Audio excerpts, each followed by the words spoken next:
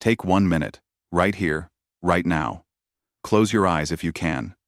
Breathe slowly. Let your shoulders drop. Let your thoughts settle. Hear the words of Psalm 35. Contend, Lord, with those who contend with me. Fight against those who fight against me. And remember Isaiah 54:17. No weapon formed against you shall prosper, and every tongue which rises against you in judgment you shall condemn. Let those words sink in, not as distant verses, but as living truth. They are not ancient whispers trapped on paper. They are promises echoing into this very moment of your life. Promises that God is fighting battles you cannot see, and that no foreseen or unseen has authority to write the final chapter of your story. When I was 23, I felt like my story was already closing in on me. I had left school with big dreams, but in reality I was scraping by on $300 a month. My mattress was borrowed, my meals were often instant noodles, and my heart carried the weight of failure. Each morning I woke up with a question burning inside. What am I doing with my life? In those days, I thought business was just about numbers and strategies. I thought if I could find the perfect plan, if I could grind hard enough, I would finally break through. But no matter how many hours I worked, I felt surrounded. Surrounded by doubt, by bills piling on the desk, by the silent voices saying, "You're not enough. You'll never make it." Looking back, I realize I was not just in a financial battle, I was in a spiritual battle. And that's the truth many entrepreneurs and dreamers never name out loud. Every pursuit of purpose, whether building a company, raising a family, or chasing a calling, is not only about skill or opportunity. It is also about unseen resistance. There are forces that want you to quit before you even begin, forces that whisper fear louder than faith. At 23, I didn't have the language of spiritual warfare yet. I only knew what I felt. Pressure from every side. Darkness that seemed thicker than night. But today, with clearer eyes, I see it for what it was. The same way Psalm 35 describes enemies scheming in secret, or Isaiah 54 promises that weapons will form but not prosper, I was living in that battlefield without realizing it. My $300 a month was not just about poverty, it was about identity. Was I going to let the lack define me? Or was I going to trust that God had planted something deeper inside me? The truth is, the battleground of business and the battleground of the soul are not that different. Both are places where vision collides with resistance, where calling collides with doubt. Some people imagine spiritual battles as far off, mystical wars. But sometimes it looks as ordinary as staring at your bank account and wondering if you can pay rent. Sometimes it looks like waking up to another rejection email. Sometimes it looks like carrying a dream inside you that no one else believes in. That was me at 23, tired, broke, almost convinced that quitting was easier than fighting. Yet here's what I didn't know then. Even in those moments, God was already contending for me.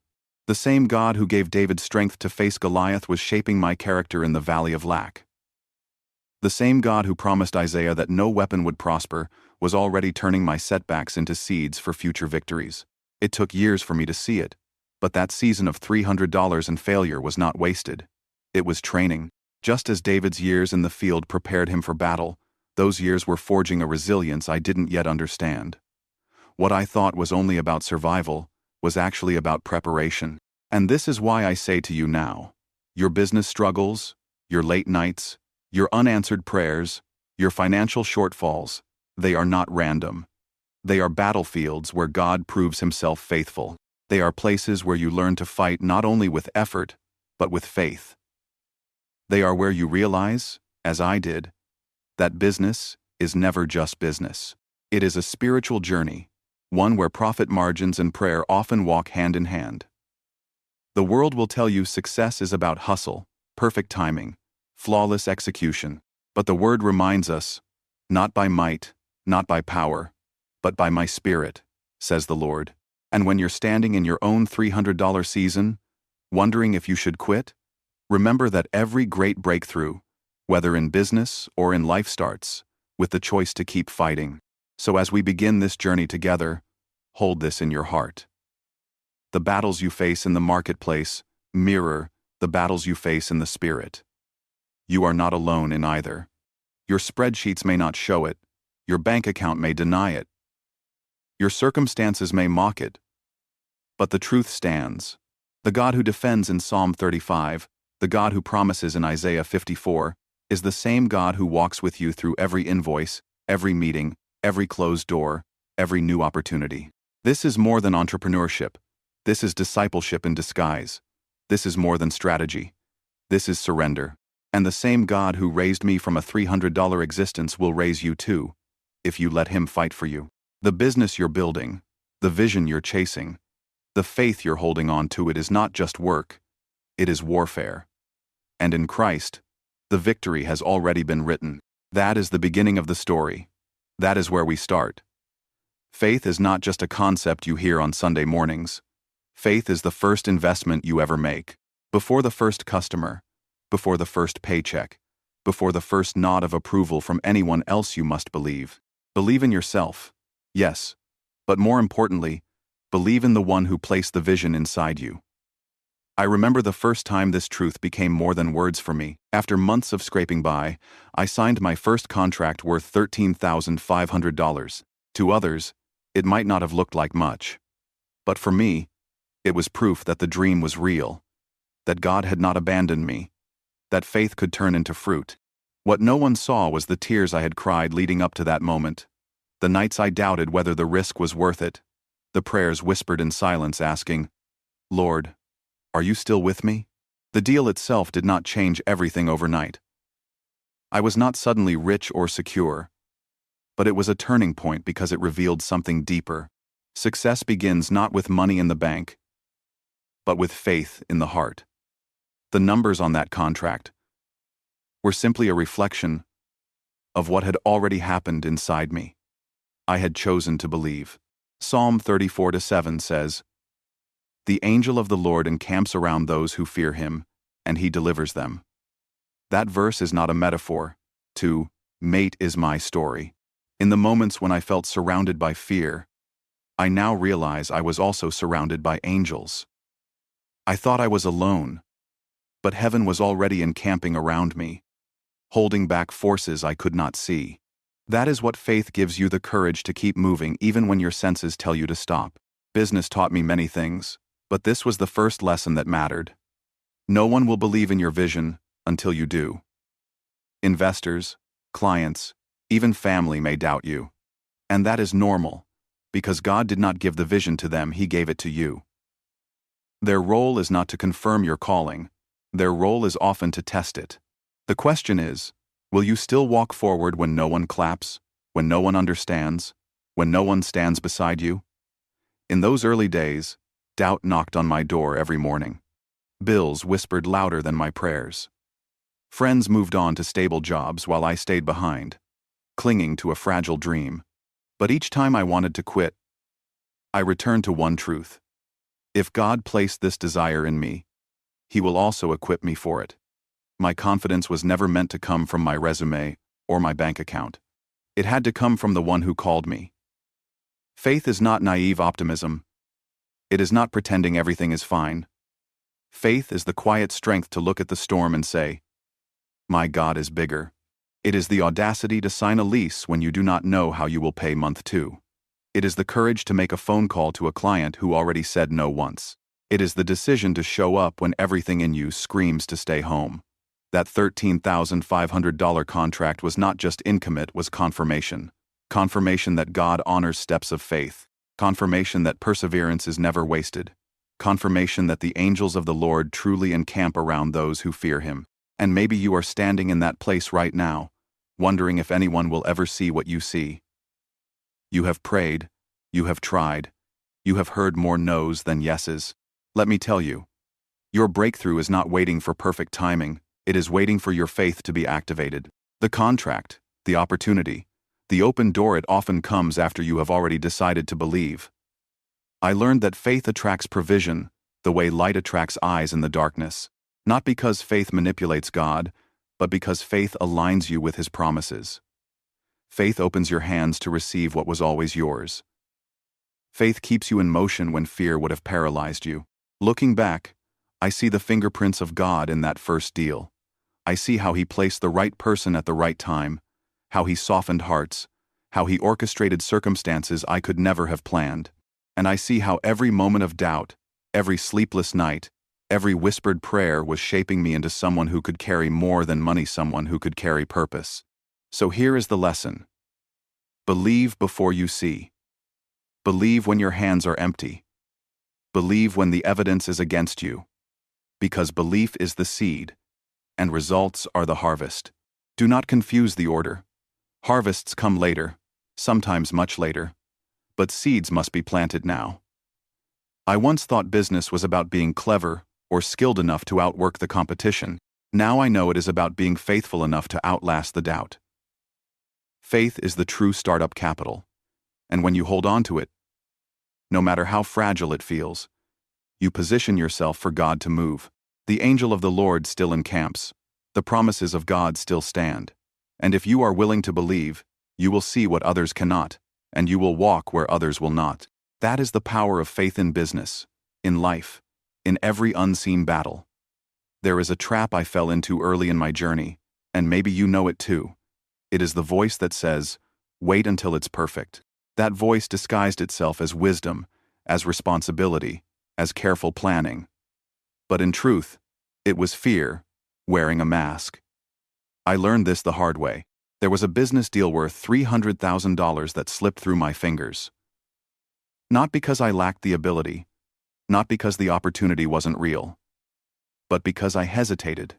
I was so busy polishing the details, rewriting the plan, and trying to make everything flawless that someone else stepped in and seized what could have been mine. That loss stung for years. It wasn't just about the money. It was the realization that hesitation had a price. Perfectionism cost me progress. Delay cost me destiny. And here's what I later came to understand. What happens in the marketplace often mirrors what happens in the spirit. There is such a thing as spiritual delay. It is when the enemy convinces you to wait when God has already told you to move.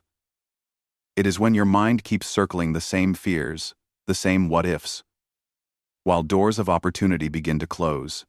Spiritual delay doesn't just steal money, it steals moments you cannot get back. Isaiah 60:22 says, "In its time, I will do this swiftly, says the Lord." That verse taught me two things. First, God has perfect timing. Second, when His moment comes, things happen quickly. But here is the key. You must be ready to move when that moment arrives. If you are paralyzed by perfection, you will miss the sudden acceleration He has prepared. That lost deal became a turning point. I realized that action, even imperfect action, is always better than waiting for flawless conditions. In business, you learn faster by launching a rough draft than by polishing a masterpiece no one ever sees. In faith, you grow stronger by stepping into the unknown than by standing still, waiting for certainty. Think of Peter stepping out of the boat. The water did not suddenly turn into pavement. The miracle happened in motion. The same is true in business and in life. You cannot steer a parked car. You cannot redirect a ship that never leaves the harbor. Movement creates momentum. So after that loss, I changed my approach. Instead of spending months perfecting a business plan, I started testing small ideas. Instead of waiting until I felt confident, I made the phone call anyway. Instead of rewriting proposals 10 times, I sent them out and improved them as I went. The difference was night and day. I began to see that progress is born from action, not from endless preparation. Spiritual delay is subtle, and that's why it's dangerous. It often disguises itself as wisdom. It says, "Don't rush. Make sure you're ready. Pray a little longer before you act." But sometimes, that extra waiting is not about faith, it's about fear. Faith prays, yes, but faith also steps. Faith listens, and then faith obeys. Looking back, I see that God was teaching me something crucial. The enemy uses delay the way a thief uses distraction. While you are busy doubting, he is busy stealing. While you hesitate, he advances. The only way to break that cycle is to move forward, even trembling, even uncertain, trusting that God will meet you on the way. The $300,000 deal I lost never came back. But the lesson it taught me was worth more than money. It trained me to act. It taught me that obedience is often messy, that progress is rarely polished, and that God's power shows up in the middle of our imperfect steps. Maybe you have been circling an idea for months, maybe years. Maybe you feel like you need one more confirmation, one more sign, one more perfect moment. Let me tell you from my own scars, do not wait until you think you are ready. If God placed it in your heart, He has already made you ready enough. Every vision dies in the waiting room of perfection. Every calling starves when you keep saying, tomorrow. The only way forward is today. Press send, make the call, write the first page, launch the first version, pray, and step in the same breath. I once believed that waiting was safer. Now I know that waiting can be the riskiest choice of all.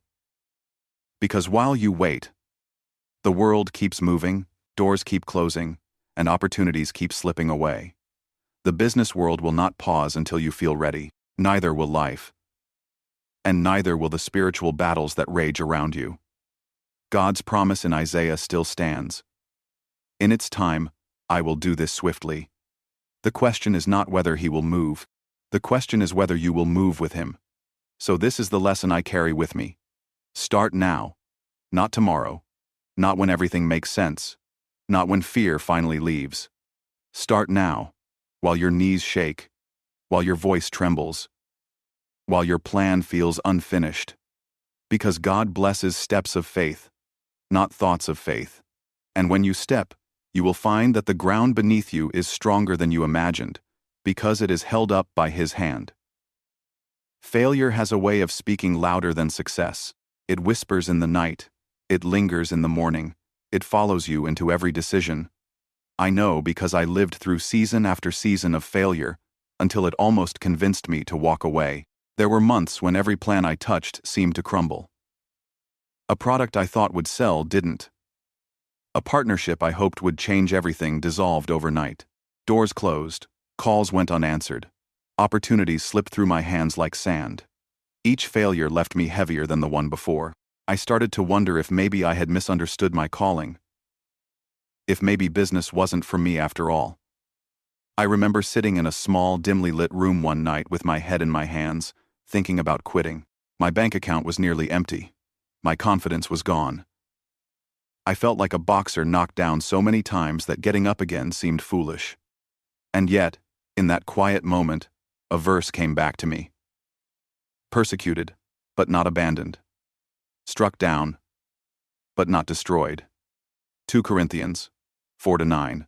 Those words pierced through my despair. I realized that failure was not final. Being struck down was not the same as being destroyed. Every rejection, every closed door, every mistake, they were not evidence of God's absence. They were training, feedback, reminders that growth often comes wrapped in disappointment.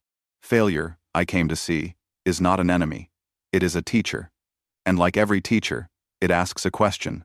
What will you do with what you've learned? The only real defeat is refusing to rise again. In business, I began to treat failure as feedback. Instead of seeing it as a wall, I began to see it as a mirror, reflecting back what needed to change.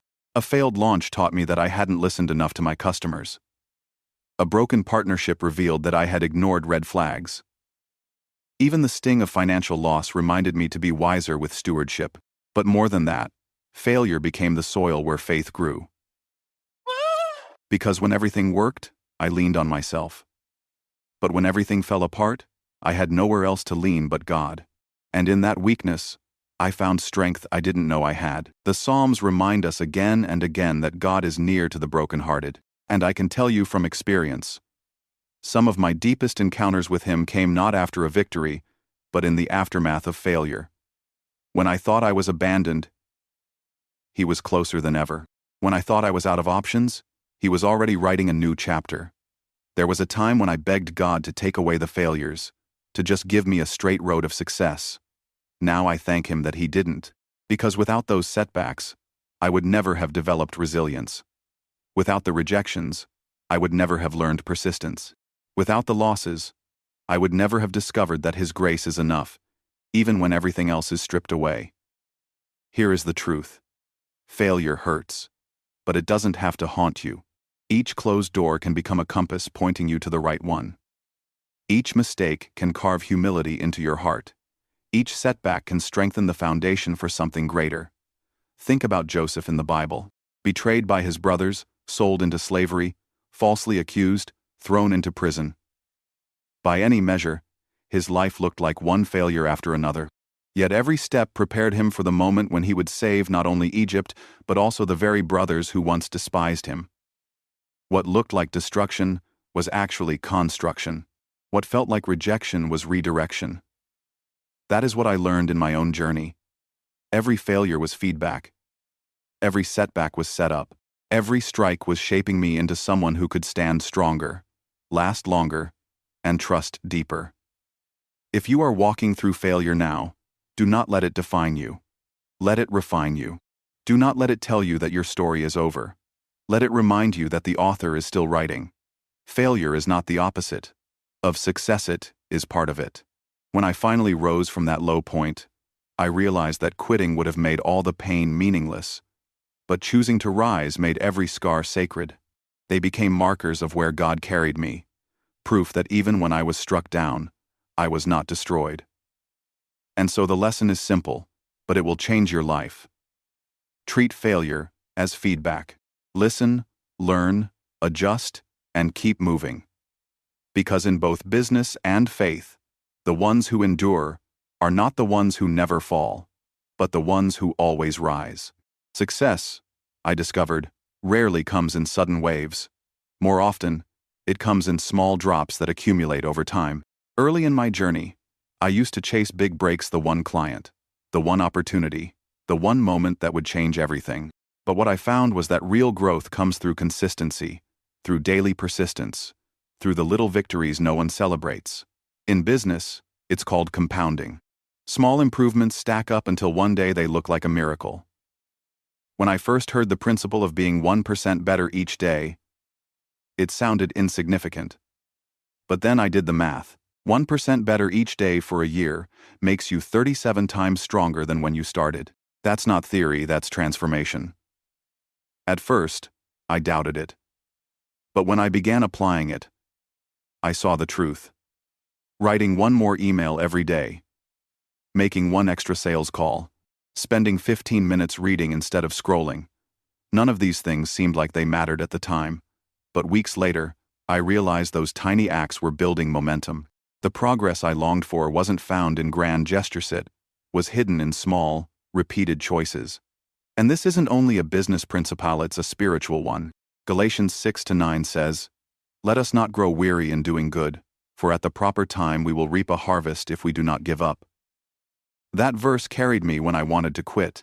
It reminded me that every prayer whispered in the dark, every act of obedience unseen by others, every quiet choice to trust God, none of it was wasted. Faith, like business, compounds. The habit of praying daily, even when you don't feel like it, builds a fortress in your spirit. The decision to read Scripture, even for a few minutes, strengthens your foundation.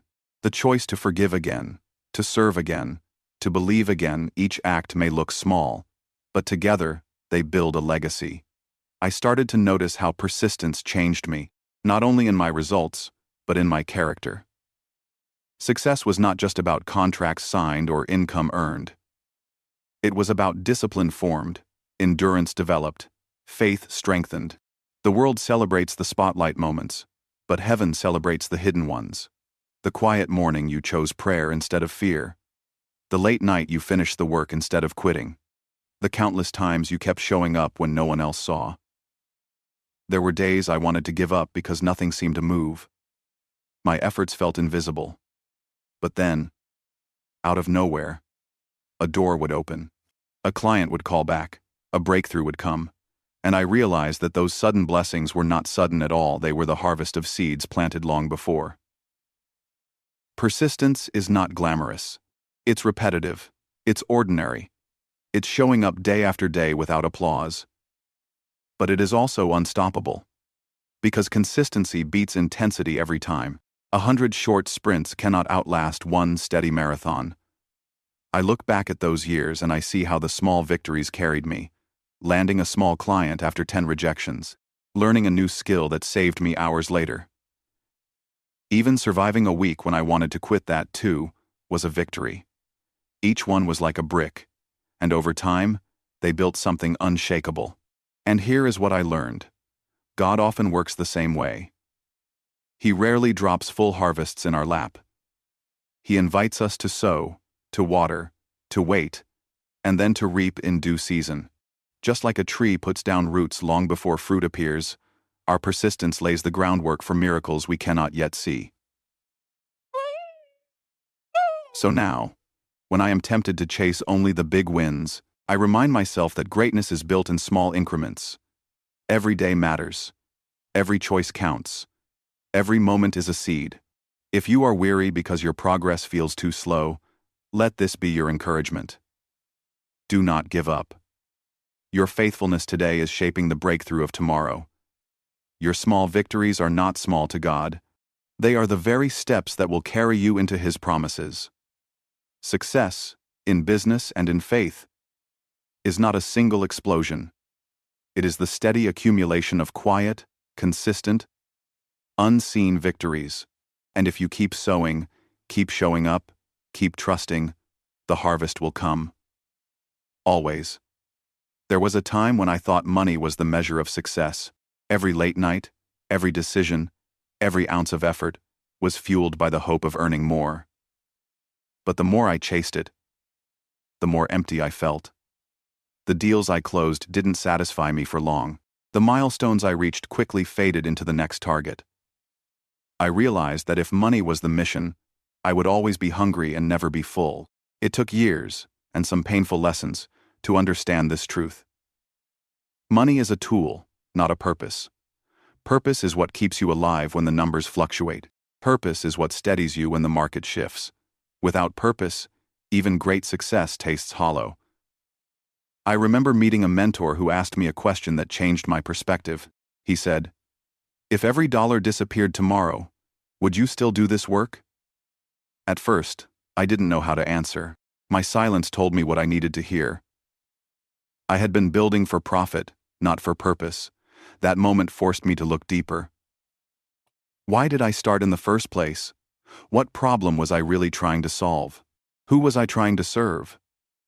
Slowly, I began to shift my thinking. Business was not about extracting value from others.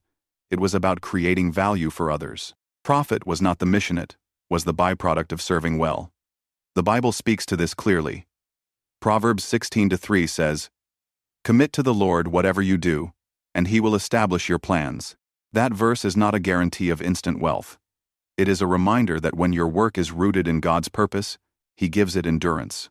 He breathes life into it because it aligns with His heart. As I began to build with mission in mind, everything changed. Clients weren't just customers, they were people to serve. Projects weren't just paychecks, they were opportunities to solve problems and add value. My prayers shifted too. I stopped asking only for financial breakthrough and started asking for wisdom to steward influence, integrity, and impact. And here's the paradox.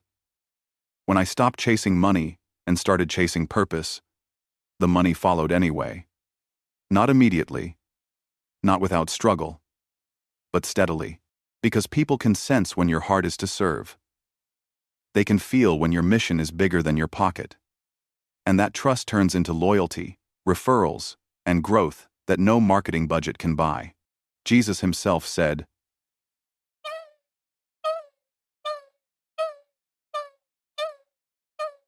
"But to serve.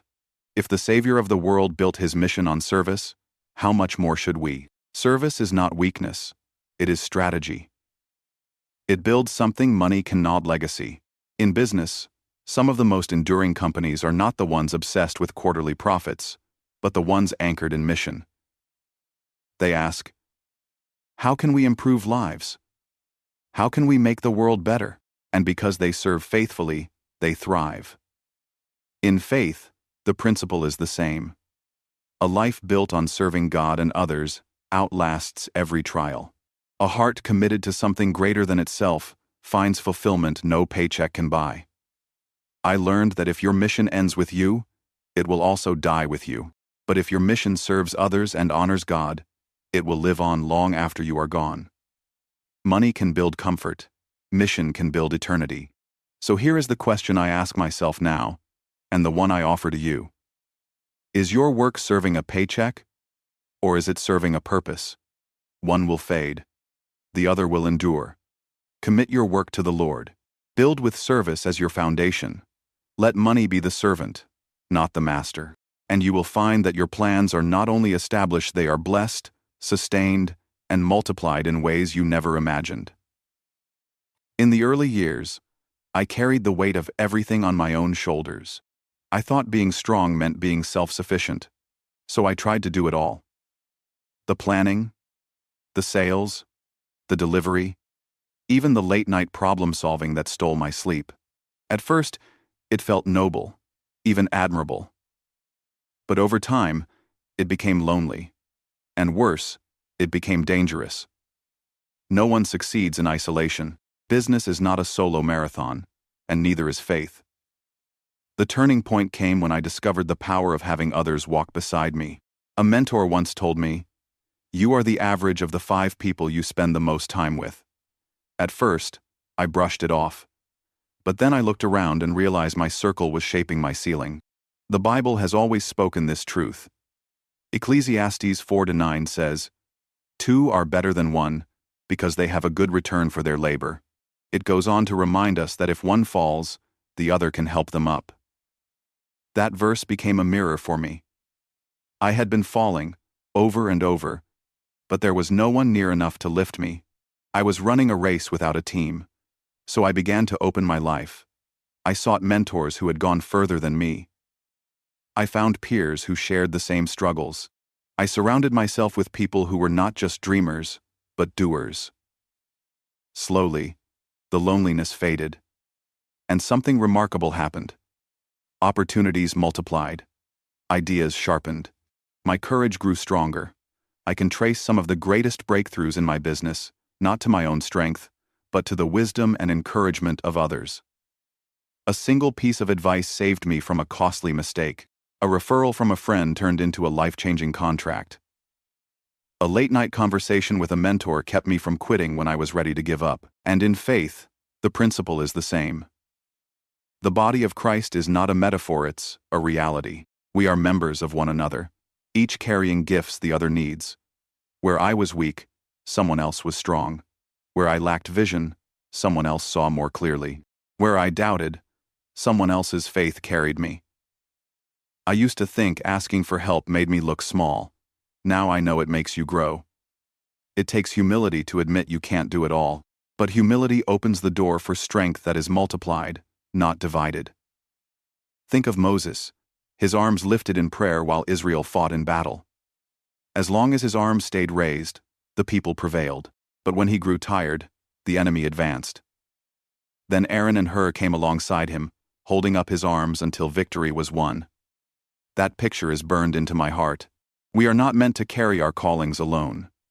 In business, this means seeking advisors, collaborators, and friends who will challenge and support you. In faith, it means walking with brothers and sisters who remind you of God's promises when you forget them. Together, we build something greater than what we could ever do alone. Looking back, I see clearly.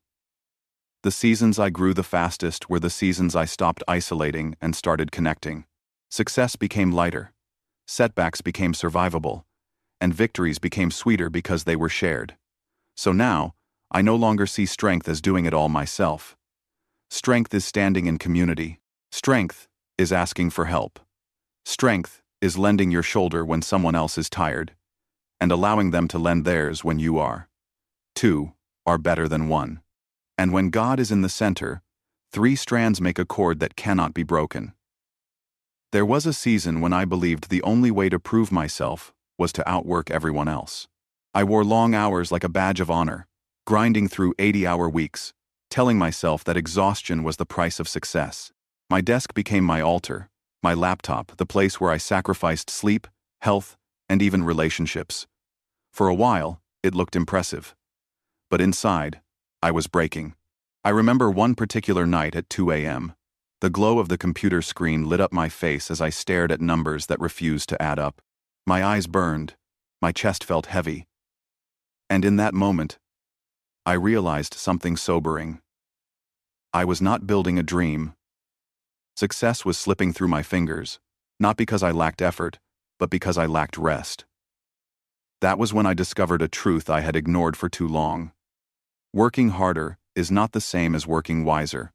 And even deeper, true rest is not laziness, it is obedience. Jesus said in Matthew 11:28, "Come to me, all you who are weary and burdened, and I will give you rest." Those words hit me like water on dry ground. Rest is not a reward at the end of success.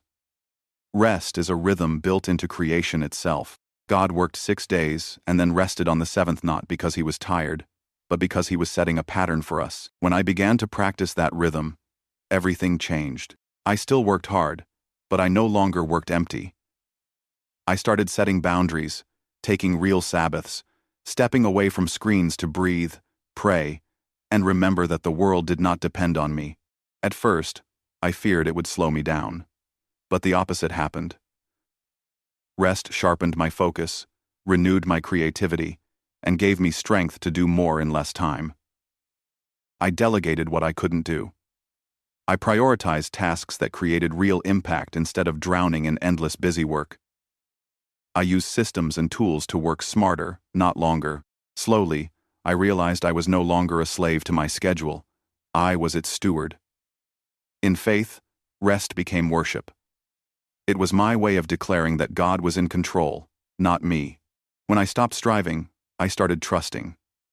When I stopped running endlessly, I started walking with him. And in that walk, I found peace that no paycheck could buy. Burnout, I learned, is not proof of dedication. It is proof of disconnection from God, from wisdom, from the healthy rhythms he designed. True strength is not found in sleepless nights, but in surrendered days. Looking back, I see how destructive that season of overwork was, but I also see how God used it to teach me something priceless. The balance between diligence and dependence. Work matters, but without rest, it becomes idolatry. And rest is not just about stopping, it is about trusting. Now I measure success differently, not by how exhausted I am, but by how aligned I am with God, with my mission, with sustainable rhythms, because the goal is not just to win a battle today. The goal is to endure for the war ahead. So I no longer boast about working 80 hours a week. I boast about the one who renews my strength. I boast about the peace that allows me to sleep when the work is unfinished. I boast about the rest that fuels me to rise again with clarity and power. Come to him, all you who are weary. There is no wisdom in burnout. There is wisdom in balance, in Sabbath, in surrender. And when you learn to work smart and rest well, you discover that success is not found in exhaustion, but in endurance. When I first started, I believed success was about holding fast to the plan I had written. I thought that if I just stayed stubborn enough, eventually the world would bend to my blueprint. But life and business don't work that way. Markets shift, people change, doors close, and the strategies that seemed brilliant yesterday can turn useless today. I learned this lesson the hard way. There was a project I poured my soul into, months of sleepless nights refining every detail. I was convinced it would be the breakthrough I was waiting for. But when I launched, the market barely noticed. The silence after all that work felt crushing. For a moment, I thought it was over. But then, through that failure, a new idea surfaced, an unexpected pivot that opened doors I had never considered before. Romans 12:2 says, "Do not conform to the pattern of this world, but be transformed by the renewing of your mind." That verse became my anchor. It reminded me that transformation is not a one-time event, it's a lifestyle. Renewing the mind means being willing to let go of old ways, even when they feel safe, so you can step into what God is really calling you to do. In business, that meant being flexible enough to pivot when something wasn't working. It meant asking hard questions. What does the data show? What are customers really saying? What adjustments must I make to serve better? Sometimes the change was small, a shift in approach. Other times it was radicala, completely new direction. But in every case, it was the willingness to adapt that kept me alive. In faith, the principle is the same. God rarely takes us in a straight line. He leads us through detours, valleys, and unexpected turns, shaping us as we go. What looks like delay or distraction is often divine redirection. I began to see that flexibility wasn't a sign of weakness, it was a sign of trust. Trust that God knew the way better than I did. One of the greatest shifts in my journey came when I stopped clinging to my way and started asking, "Lord, what is your way?" That posture of humility opened me to wisdom I never would have found on my own. It also freed me from the crushing weight of thinking I had to figure everything out. I discovered that some of the most successful entrepreneurs didn't end where they began. They started in one lane, but through trial, error, and adaptation, they discovered their true calling. The same is true in spiritual life. Sometimes God allows the ground to shake beneath us. Not to destroy us, but to move us where we actually belong. Flexibility is not about losing focus. It is about keeping your mission clear while holding your methods loosely. It is about knowing that the vision may be eternal, but the steps may change. And every shift, every adjustment, every pivot is another opportunity to trust God's wisdom over our own. So now, when plans crumble, I no longer see it only as failure. I see it as an invitation to transformation, to renew my mind, to let go of what no longer works, to step into what God is doing now. If you are facing a dead end, remember this. It might not be the end at all. It may be the moment when God is opening a new road. Be willing to pivot. Be willing to learn. Be willing to let Him renew your mind. Because in that flexibility, you will find not just survival, but breakthrough. Patience was the lesson I resisted the most. I wanted results now. I wanted recognition now. I wanted everything to bloom the moment I planted the seed. But life, faith, and business don't move at the pace of my impatience, they move at the pace of God's timing. I once compared my journey to a tree. In the early seasons, I saw nothing. I watered, I worked, I invested, but above the ground it looked barren. What I didn't realize was that roots were being formed in silence. Deep, unseen, essential roots. Without them, the tree would never stand when storms came. What looked like delay was actually preparation. Psalm 35 became a companion in those hidden years. David cried out, asking God to fight for him, to vindicate him, to bring justice. For so long it seemed like heaven was silent. Yet in the end, the Lord rose up, scattering enemies and proving faithful. That story taught me this. Victory may not come when you demand it, but it will come when God ordains it. Business mirrored that truth. I watched others rise faster than me. I saw competitors flash across the headlines while I labored in obscurity.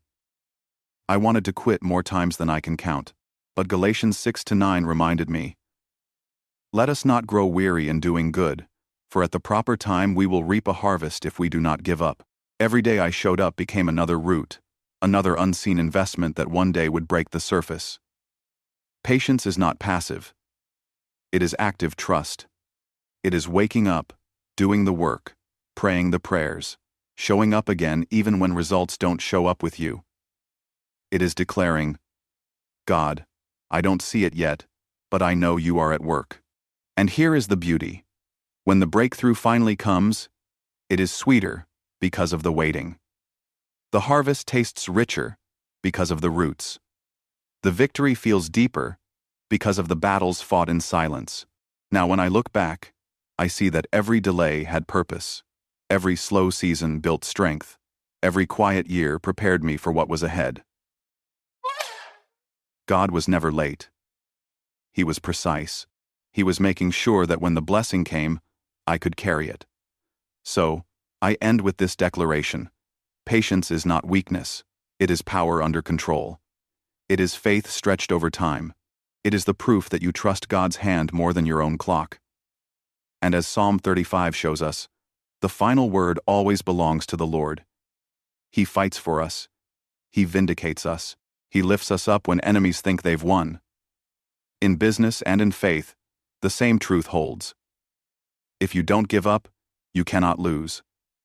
So keep watering, keep working, keep believing. Roots first, fruit later. Because when the tree finally breaks through the soil, no one will be able to deny that it was God who made it grow. And in that day, you will know. Patience was never wasted. It was the very ground of your victory.